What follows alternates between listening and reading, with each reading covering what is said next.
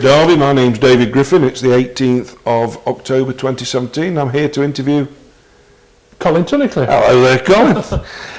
Right then, Colin. Well, in previous interviews that people will be able to watch and listen to, we've talked about your formative years and then the Eddie Barlow years and your second coming, as it were, when you were back on the staff in 76, 77.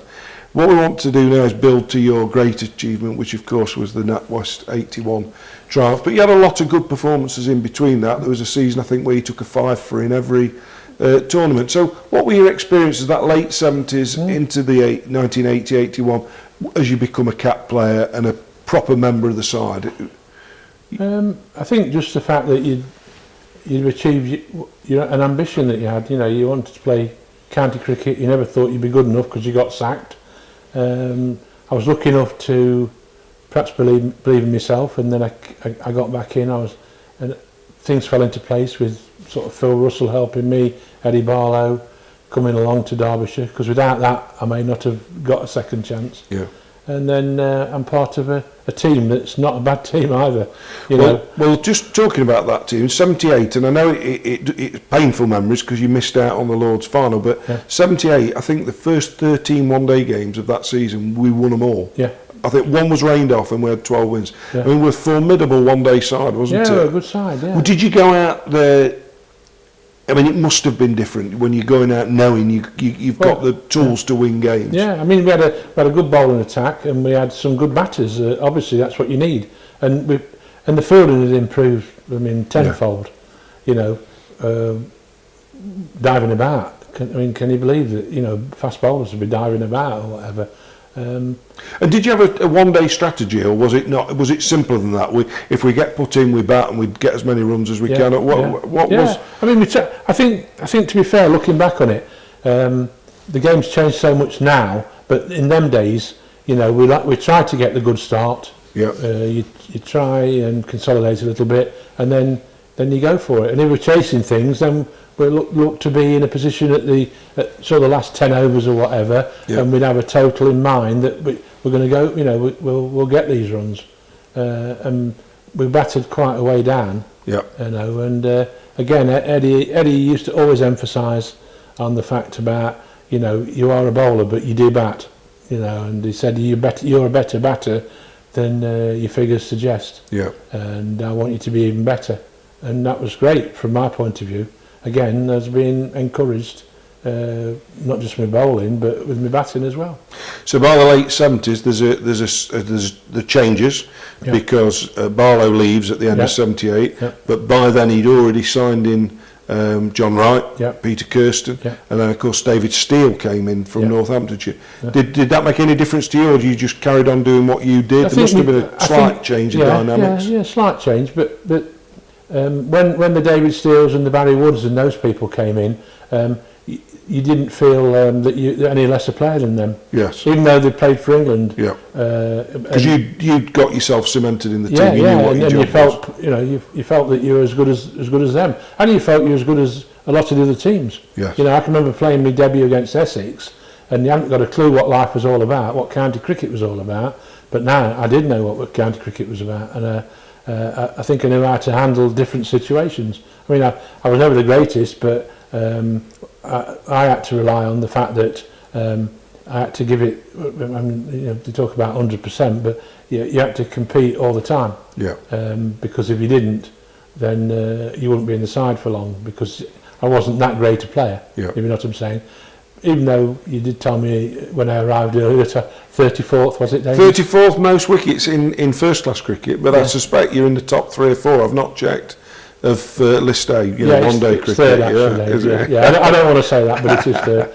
But and then I never really realised that until recently, and you don't, because you've enjoyed what you've done, but I didn't know that was the case. And what was it? Because we obviously from the day you began, Derbyshire, even in your first spell, was renowned as it had been throughout its history for bowlers. Yes. So you'd got Ward and Hendrick and yourself. Yeah. And we'd still got you and Hendo. Yeah. Paul Newman was coming through later in the 70s.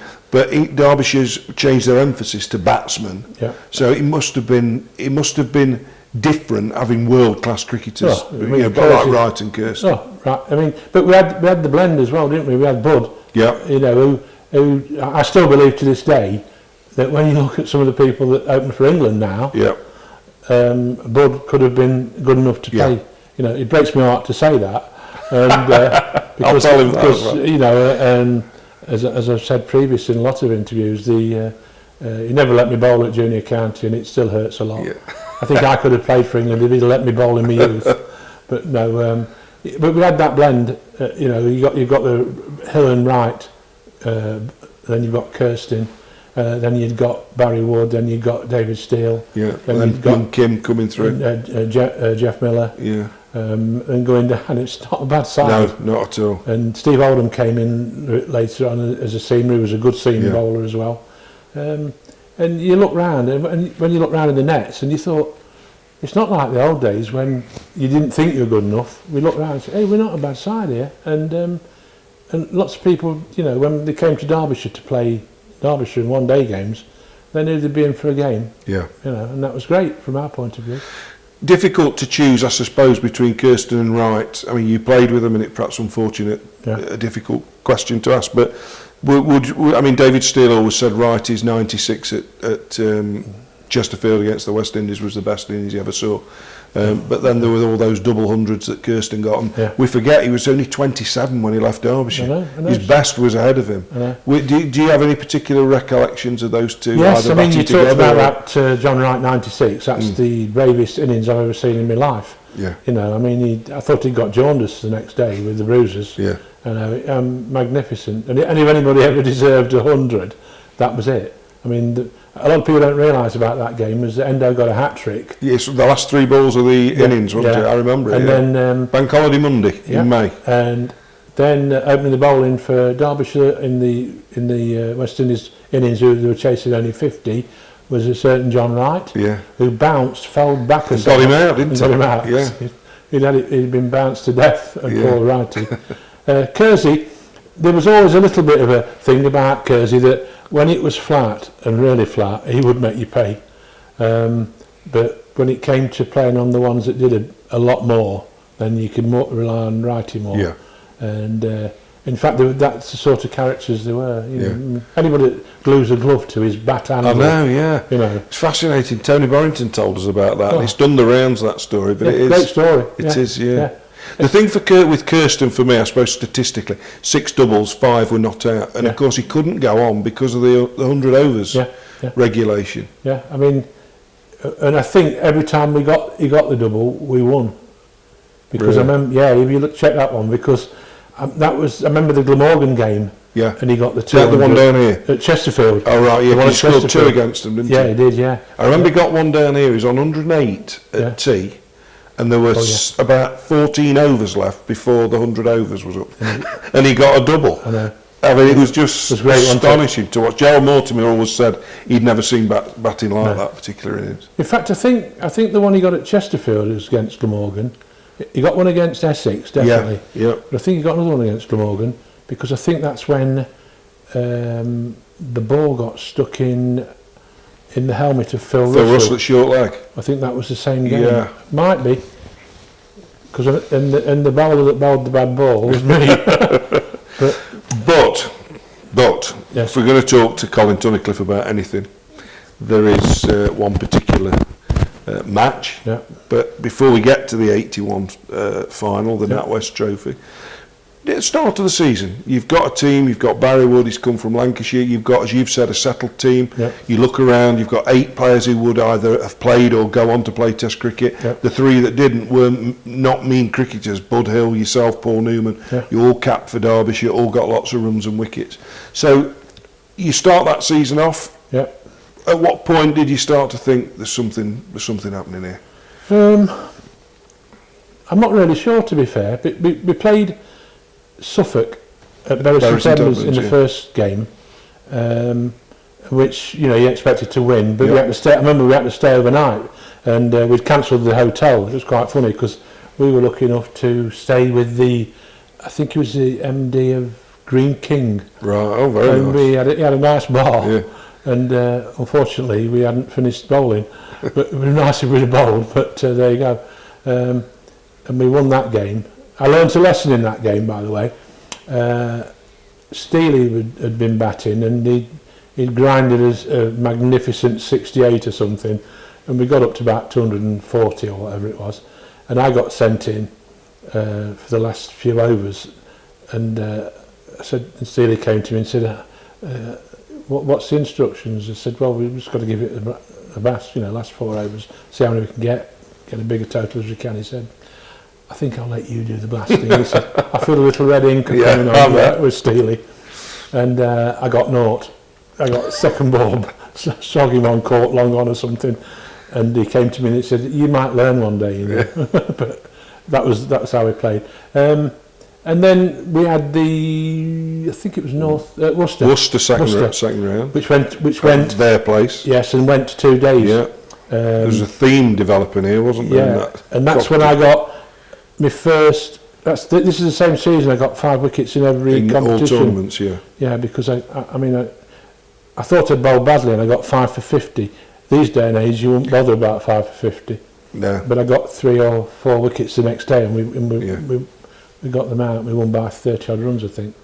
And then we played, was it Notts? Notts down here. Down here, another low scorer. I think we were lucky because then we got the home games. Yeah. Yeah, we got the quarter-final and the semi-final were very similar games. Yeah, absolutely. Low scoring. Yeah. Went to the last ball almost. And I don't think we ever realised until we'd actually beaten Essex, because that again was like we were losing it at one stage, tied the scores, and you're thinking we ain't going to win this, and then good old Norbert Phillip chucked the ball. And I think we've talked again about the changing rooms here, and there was no ceilings in the changing rooms because it's the old jockeys' rooms, and you should have heard them in there. Really, it was wonderful. Really, they slaughtered him. So you've got to Lords. So for you particularly, because 78, as we alluded to earlier, missed it. You missed out on the 78 side final. strain at Maidstone in the Sunday League. Yeah. And we played a game then. We probably weren't ready to win a game at Lords. No, I mean, Kent had got that final was getting there. To be fair. Star-studded side, but we had got the 7 or 8 at the nucleus was there. So we go to Lords. So how do you feel first of all about you're going to play in your first final? You played at Lords, obviously. Yes, but never in front of 30,000 people. Never. So down on the bus, what's it all like? Brilliant. Went down the Friday, and they decided it was good because on the 78 one, we all had the club blazers on. It was all we will all get up for the same time for breakfast. And this time, it was decided, look, we'll just be normal, do what you normally do. We got down, we stayed somewhere around Swiss Cottage. I can remember sitting with Phil Russell at night. He said, we're doing what we normally do. We had 4 pints, had something to eat, and just chilled. Got to the. Were you nervous? Oh yeah. Were you? Even the day before? No, not the day before. Oh. Not a problem. The day before. Looking forward to it. In the Lord's final. But going out, you go out there and you're trying to concentrate and. Because this was for viewers who are watching this now, the CT20 and everything. I mean, this was the cup. This was the day of county cricket, wasn't it? Yeah, it's the FA Cup final. Yeah, and always a 32,000, 35,000 sellout. And people always getting selected to go to. Yeah, if you did well, as Jeff Cook did in that game. Yeah. And we'd had a discussion in the changing room. It looks like it's September. It's going to do a bit early on. Might swing. Get it pitched up. Well, I did pitch it up and I got smashed for. I think I went for. It was 23 off 3, which is hardly getting smashed in the modern game. But you could argue back then it did look a little bit. And at that stage, I'm thinking, so that's nearly 8 and over. I've got 9 to bowl. 72. I could go for 100 here. Yeah. I remember walking down to third man. Did you really? Thinking, I could go for 100 here. And which third man were you? Were you? I was down. I was down at the nursery end. Right. Yeah. Other end. Yeah. So I've gone down there, and so I was fine leg. Right. Any faces? Did you any friendly faces? Yeah, there was. I mean, it was a huge Derbyshire. I heard the lads shouting. I could hear a few shouting, and I heard it more when it got closer. Yeah. Yeah, but.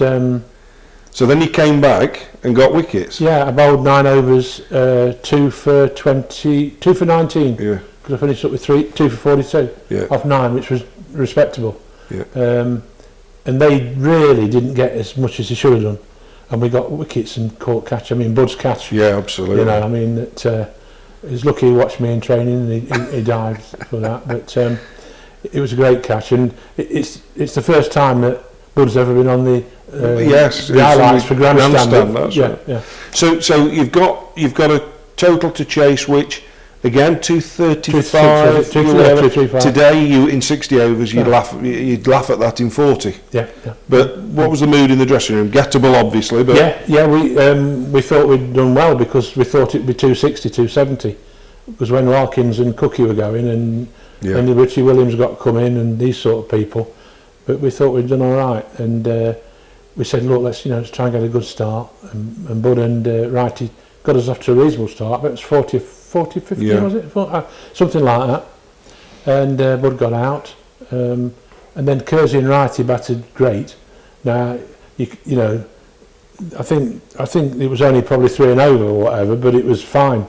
And then the feeling, I think, was so long as we don't lose wickets, we're fine, because we put 100 odd on. And that's how we played the game. That we get to a certain time that we know we want less than 6. We're in with a shout. We'd already said you'd got this long middle sort of engine room, with Steele and Wood, Miller, Newman, Barnett, so you've got plenty to come. That's right. What I'm going to do is I'm just going to call a halt there, because what I don't want to do is to run out of time on this video. So what we're going to do is we're going to cut this one short, and then we're going to come back to you in the dressing room and what is actually happening at that point of victory. Okay, thanks, Col. Thank you very much.